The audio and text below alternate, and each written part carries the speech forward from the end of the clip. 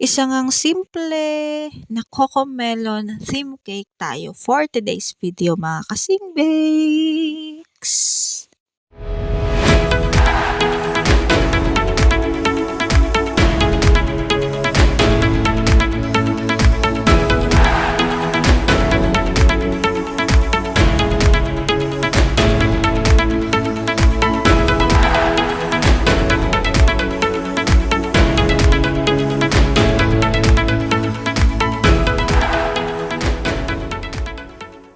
Nakita nyo nga sa intro ng ating video na cocomelon ang theme ng cake na ito. Yes, at ito ay pang first birthday ni Baby Raymart. So, itong cake na ito ay sobrang rush kasi ito ay noong pang August 5 and then nagpunta sila sa amin ng 2 p.m. August 4 para umorder ng puto at saka biko or kakanin sa aking nanay.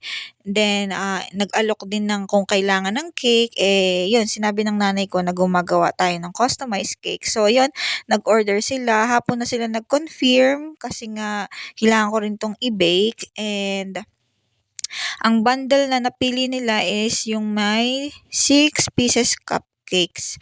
So, yun. And, this time kasi parang hindi pa ganun tumaas na yung cocoa pero hindi ganun kataas katulad ngayon na pumapatak ng 900 to 1,000 per kilo. So, yun. And, since ito nga rush, pero hindi ako naningil ng rush fee kasi yung bata naman ng birthday ay hawak ko naman as barangay nutrition scholar ng aming barangay. Siya ay aking isa sa mga bata ko, no, na hawak sa barangay. So, yun. And, ito ay may mga printable topper. Yan. And, ang sukat nito ay 6x4 lang dapat. Pero, dahil nga hindi nga ako masyadong nagtatabas ng cake kasi wala din namang kakain. Dahil sawa na yung mga tao sa bahay, hindi ko na siya tinabasan. May dowel naman to, pero cake board lang din yung gamit ko na makapal from GMG, no, na prints sa Shopee ko nabili or na-order. Makapal yung cake board niya. Kapitbahay lang din naman namin. So, walking distance lang. Kaya, hindi ko na siya ginamitan ng cake drum.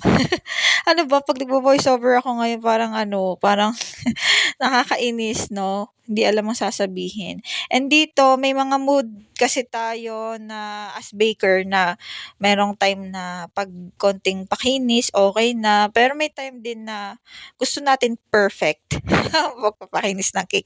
At tulad dito sa video na to, talagang hindi ako tumigil hanggat hindi pasado sa paningin ko yung pagka-smooth at pagkakinis ng cake. So, dito, ang drip na ginamit natin dito is ACC whipping cream din.